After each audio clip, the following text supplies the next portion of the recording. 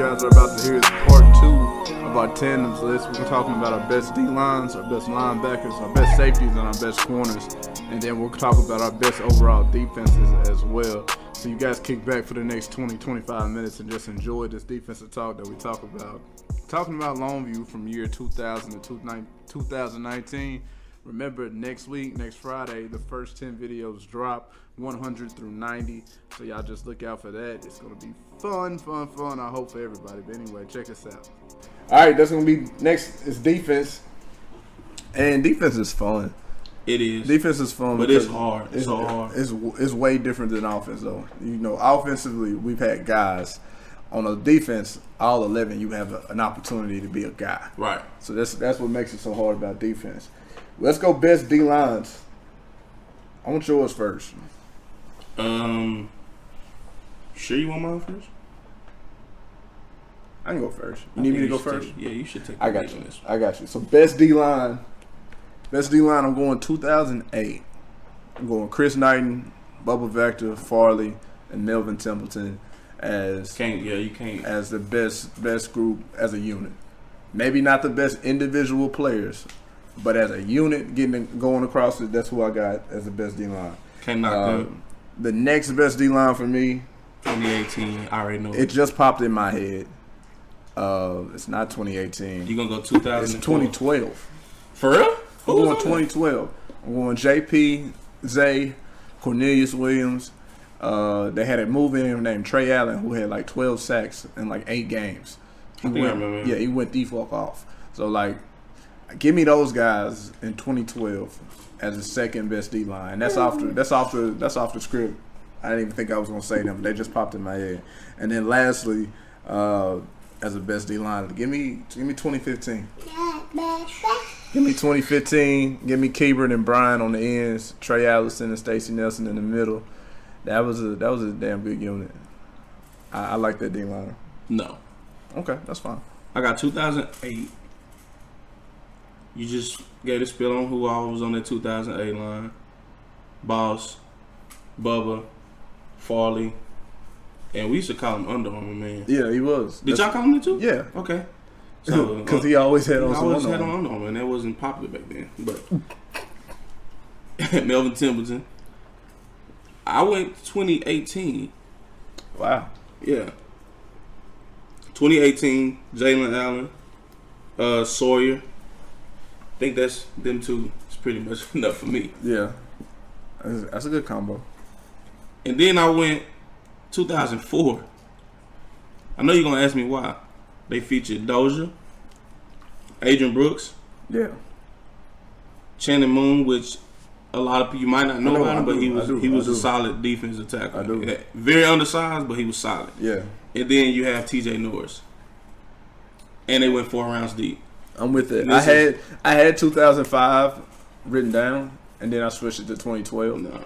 When I look at the two, if you compare 2004 to 2005, you have to look at the play of the 2 D tackles, and I feel like 2004, Brooks and Moon, I think they was better than Troy and Ben.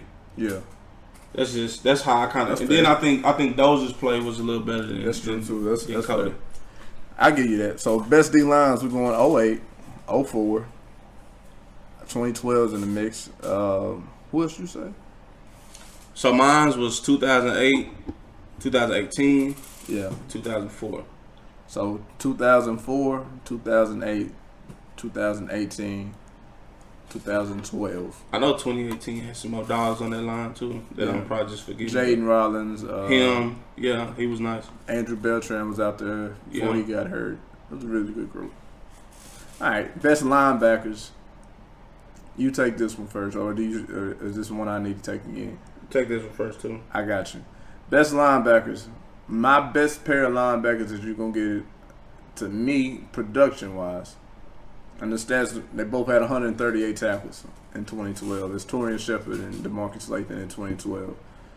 Maybe not from the eye test. Like, they wouldn't be the first ones I would choose to go out there and play.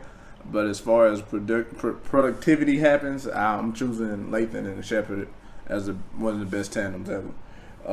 The next group I have is in 2018. I like Javante and Tyshawn. I thought those two were good together. Yeah. I thought they were a great fit. They played off of one another. And then in 2000, I want to say, what year was Baby Boy and Boom? They was 2001. It was 2001. Give me that in 2001 as one of the best units ever.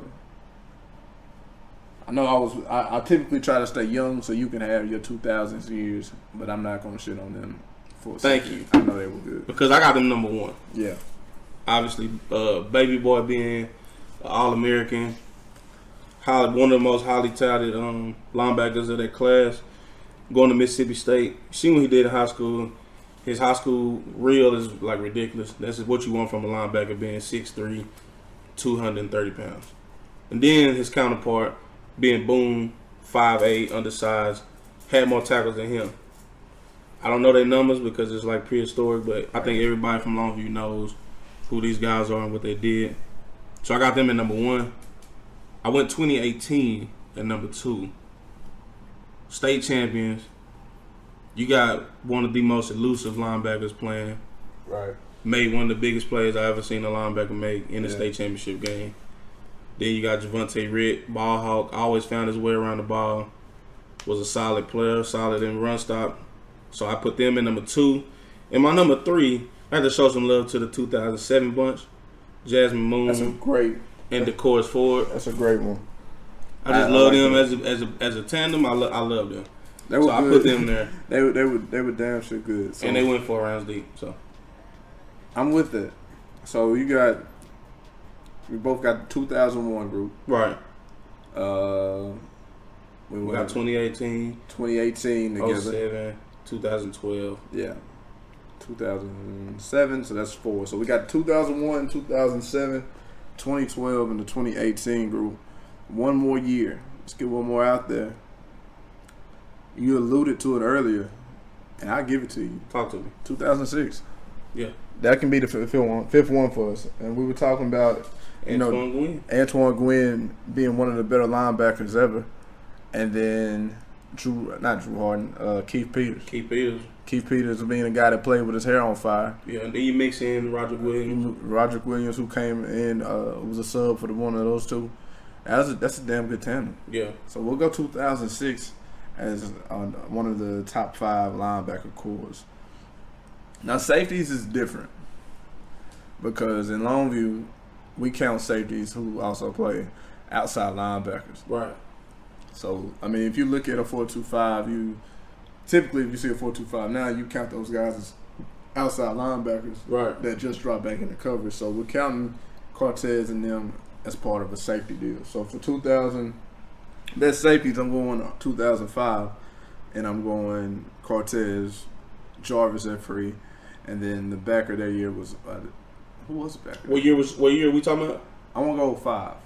Oh, 05. I want Jarvis as a senior. Beautiful year. So you got Cortez, you got Jarvis at free. Yeah. And then on the other side, you got Kelsey. Kelsey didn't play linebacker. No, he didn't play linebacker. He played backer that year. He played backer. So it was one of the outside linebackers. So I think 2005 had the best combination of all 3 spots. Right. 2008 to me had really good safeties. Brittany Eastburn on one side. Yeah. And Britton as a sophomore was pretty good.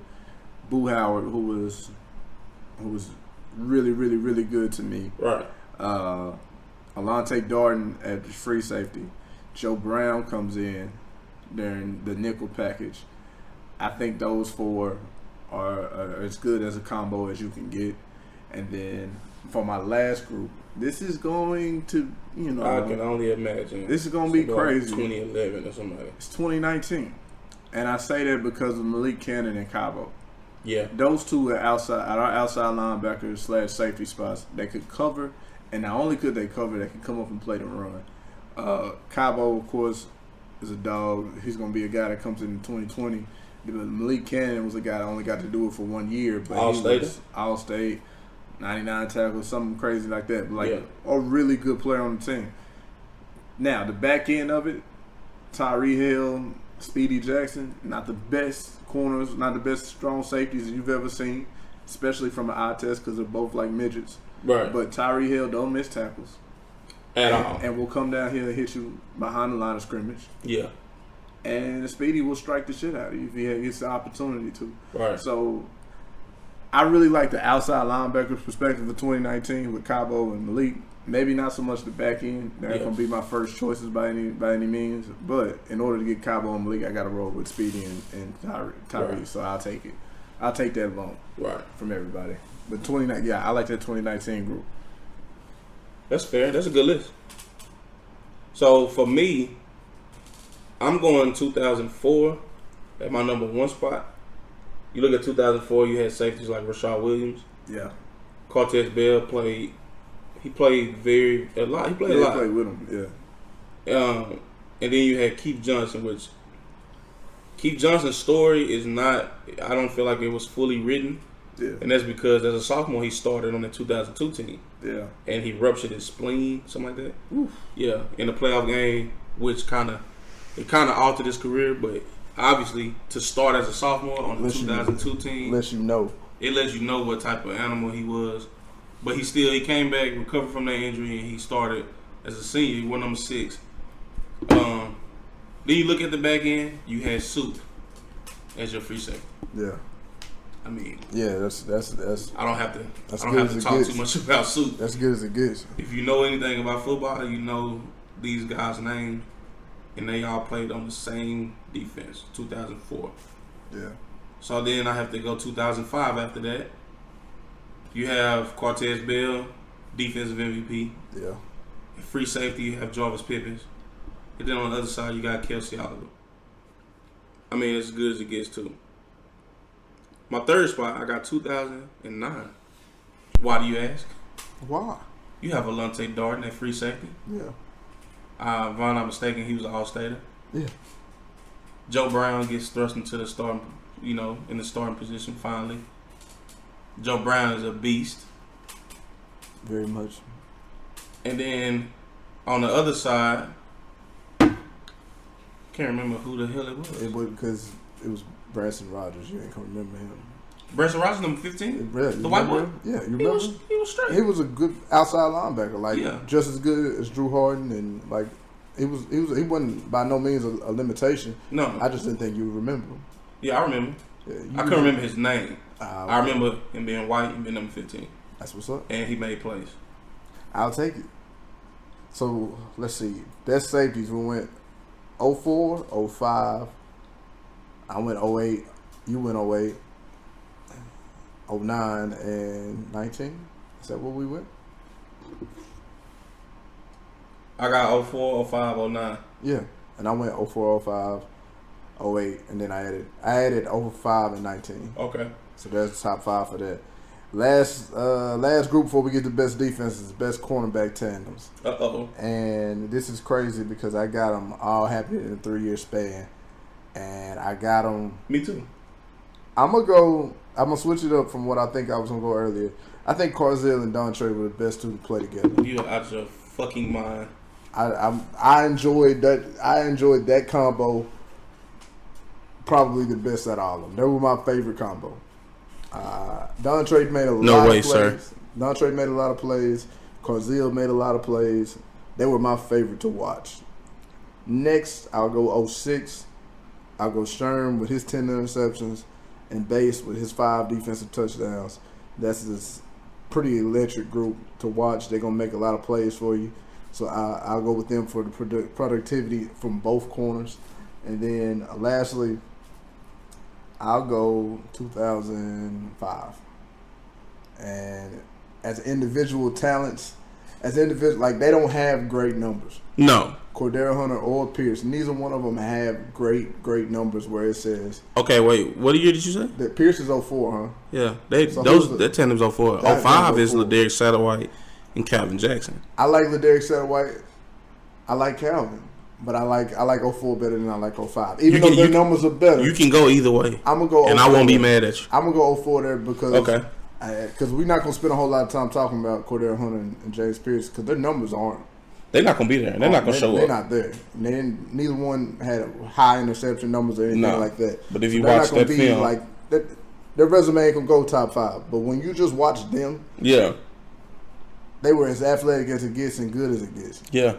Both of them had scholarships. Both going to TCU. TCU. So that says a lot. I'll shout them out for that. Yeah. So I like 04 in that case. I like 05 too. Damn, you make me want to put them on there. I'm gonna let you keep them there. Thanks, man. I appreciate it. Because I don't want to change my list. My list consists of 2006 and number 1 for obvious reasons. Yeah. And it's not because I played in 2006. It's obvious reasons that Bass is the best cornerback. And then you have Sherm with his 10 picks. I mean, I don't need to say anything after that. You don't, because... Yeah, shut up.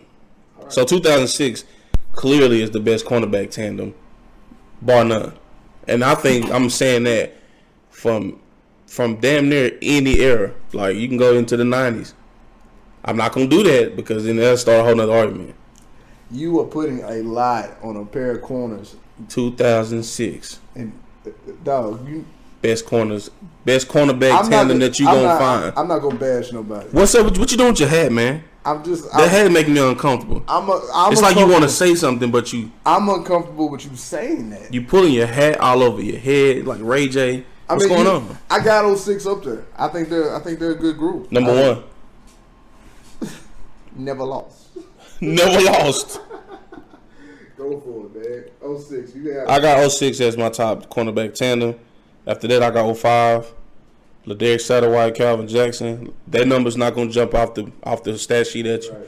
But if you've seen their productivity, if you've seen what they did, they played very, very good together. Especially for both of them, really, their first time ever playing that position. Yeah. LaDerrick being a basketball player, only playing 1 year of football, period, throughout high school. And that was his senior year. Came in, did what he did. Calvin Jackson being a former fullback and former receiver, stepping up and playing cornerback. That's a big risk for somebody. If you know Calvin Jackson, he's not the most athletic player you're going to find, not the most speedy player you're going to find. That is quite the position journey to go from fullback to receiver to corner. That is quite the journey. That's definitely not the route that I would ever assume that he had went. He definitely did. And so those two did they did very well together. And then in my last slot, I got the 07 bunch, which you already talked about, Carzell Martin and Dontre Nelson, which is one of my favorite cornerback tandems. I would put them top 3. Yeah. I really like them. I just can't put them over 06. I get you. I don't even think they will argue that. Maybe they would. I think they would. I think they should. You think they would and should? I would. Is it because they went 4 rounds? Or is it because of, as a tandem, they were those guys? Because we know Carzell Martin. We know what he did. All-stater. Dontre Nelson was not one to pick on either. You're not going to pick on Dontre. I think Don is the one that gets slept on the most. I would, yeah. Because if you mention Don as a top corner, people smirk at it. A little bit. Because I did. I had Don up there as like one of the best corners. Like he was like top 7 to me in my opinion. I really thought Don was up there because his senior year was special. Like 6 picks and then 2 the year before. I thought Don was a good player. So yeah, I think they get slept on the most. I really think they play well. I think that secondary, in all honesty, when you include Ritt and Cody Morrow and Drew Harden, 2007, and we'll just go ahead and go into it. And the linebackers. When you go best defenses, I've got 2007 as my 3rd best defense. I think the linebackers were elite.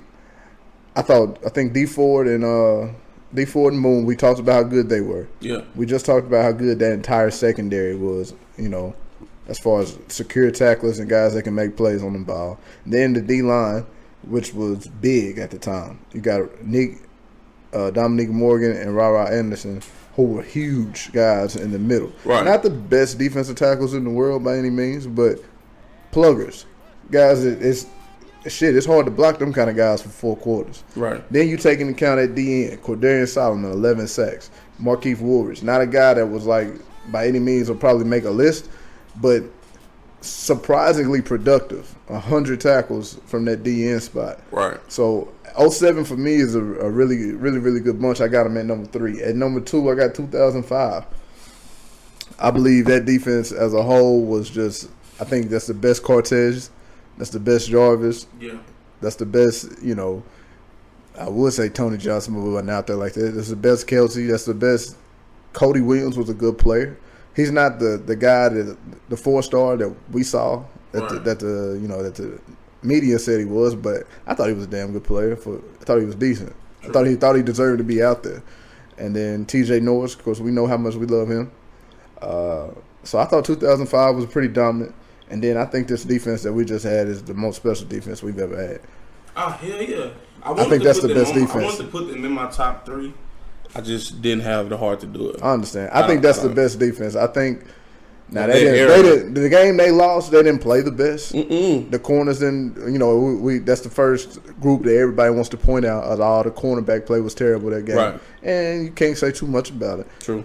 But as far as the whole year goes, you talking about shutting down some spread offenses. Yeah.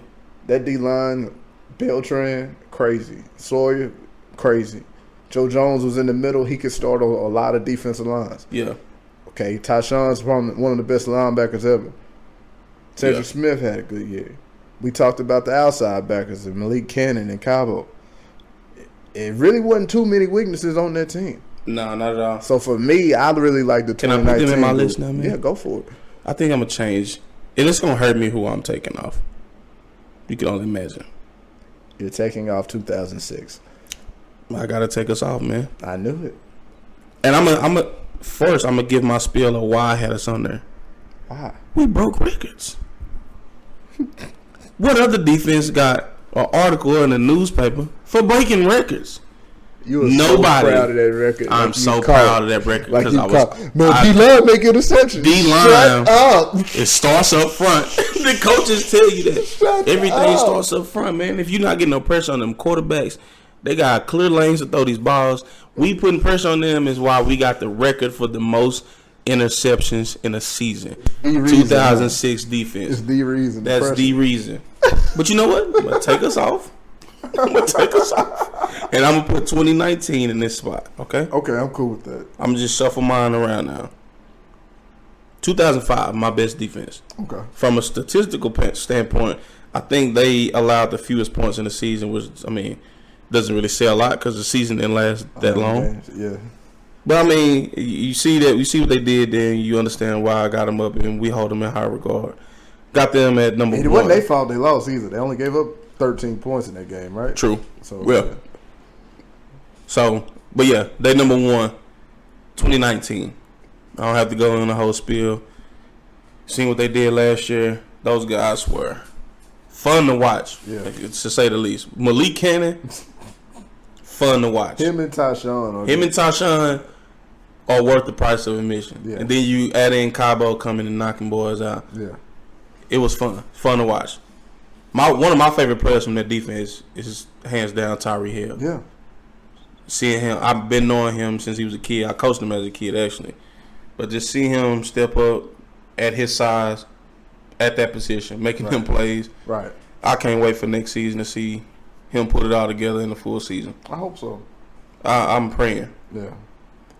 And then I got 2008. You got 2008. I do.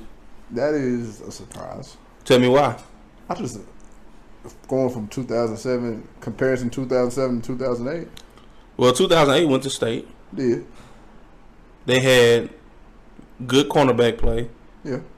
They had great free safety play. They had good safety play. Yeah. Defensive front. Linebacker was Chris Weaver. Yeah. Mixed with I think Conrad. Remember him? Kennard Cooks. Kennard Cooks. Kennard Cooks. Yeah. I liked him. And he could ball. He could ball.